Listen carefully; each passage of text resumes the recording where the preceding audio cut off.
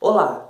Hoje vamos falar dos 3 tipos de autoridades constituídas por Weber e sobre a burocracia. Weber foi um importante sociólogo do final do século XIX e início do século XX, que 2 anos após o seu falecimento foi lançado esse livro, Economia e Sociedade. Um pouco antes, Weber também já tinha trabalhado com estudos sócios-religiosos que tinham gerado o livro Ética Protestante e o Espírito do Capitalismo. Weber ele nasceu em 1864 na cidade da Alemanha e veio a falecer em 1920. Ele deixou para a gente esses 2 livros como destaque e a gente vai ver aqui hoje um pouco sobre o que ele falou nesse segundo livro, que é Economia e Sociedade, sobre os 3 tipos de autoridade. Weber destaca para a gente que existem 3 tipos de autoridade: a autoridade tradicional, a autoridade carismática e a autoridade racional legal. A gente vai ver o que é cada tipo de autoridade. A autoridade tradicional, ela vem de costumes e tradições, como já fala o nome, de uma determinada sociedade. Ou seja, na nossa sociedade de hoje, nós temos nossos pais como autoridade sobre nossas vidas. Porque de geração em geração foi passando que os pais tinham autoridade sobre os seus filhos. Então isso é uma autoridade tradicional. Quando a sociedade, os costumes, as tradições escolhem as pessoas para serem autoritárias sobre outras. No caso, os pais sobre os filhos.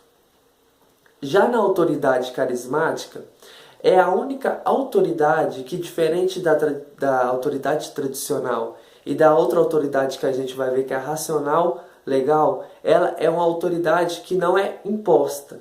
Ela é a única autoridade que ela é voltada para o indivíduo, para a personalidade do indivíduo. Aquela pessoa que está debaixo da autoridade de um líder carismático, verdadeiramente carismático, ela está ali porque ela, por espontânea vontade, está para obedecer. Porque todos os líderes carismáticos, eles têm grandes carismas, eles têm grande simpatia.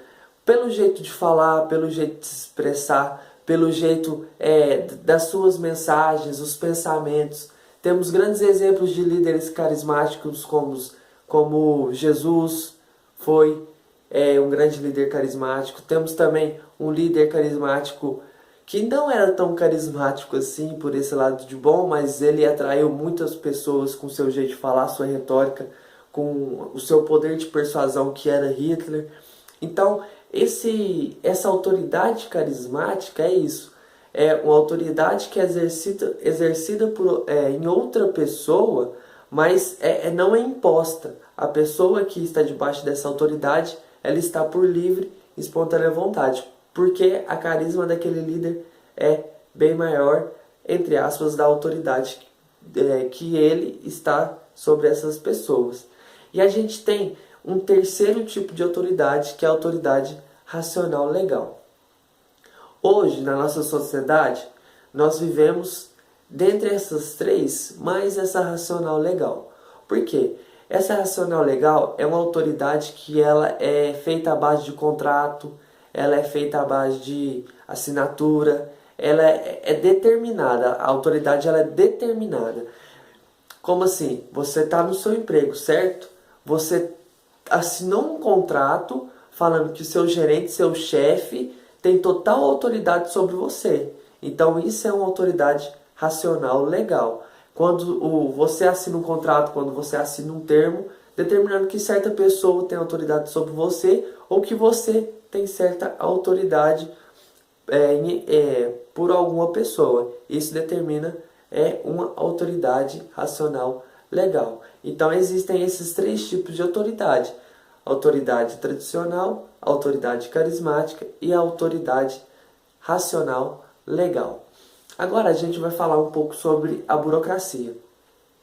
Nesse semestre a gente está estudando o livro do Mota, e o livro do Mota traz para a gente um pouco sobre essa burocracia. Hoje, a realidade do nosso país é muito diferente. Nós vivemos no Brasil, sabemos que a burocracia não é algo que vem para ajudar. Burocracia, na verdade, a gente estudou que é poder, né? É poder. Burocracia é poder. Mas, infelizmente, hoje no nosso país não tá exercendo esse poder da burocracia. O país que exerce o poder em cima da burocracia. Por quê?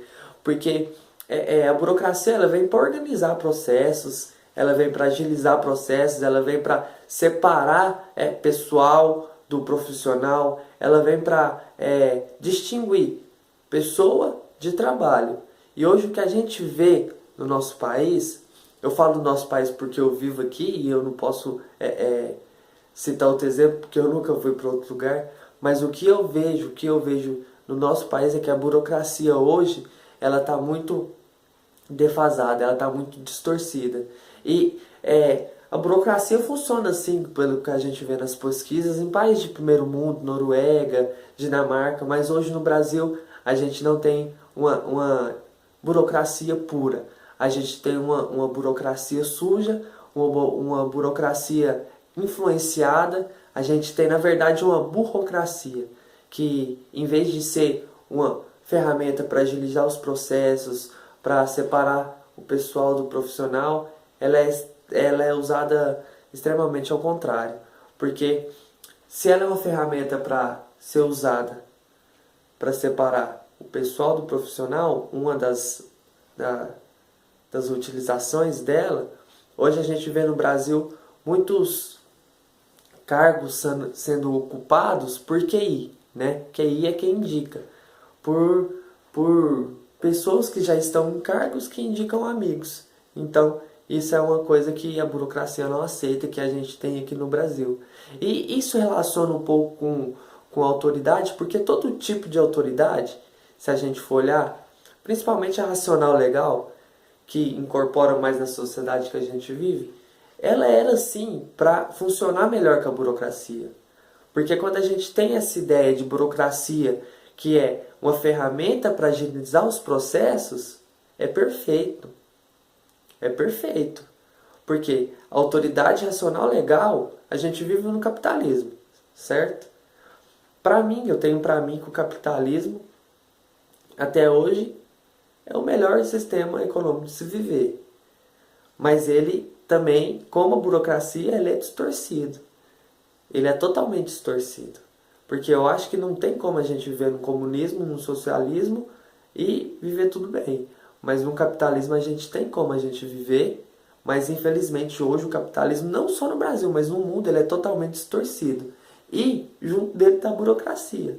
Porque eu acho que hoje a gente não dá para olhar mais um capitalismo sem burocracia e uma burocracia sem capitalismo. Agora, se essa burocracia e esse capitalismo vão ser totalmente aplicados de maneira certa, aí é a questão. Mas, para finalizar, falar que Weber foi muito importante nessa parte de determinar autoridade, de determinar, determinar linhas, né? Determinar pontos para essas autoridades. E mostrar também para nós que cada tipo de autoridade vai ter sua função.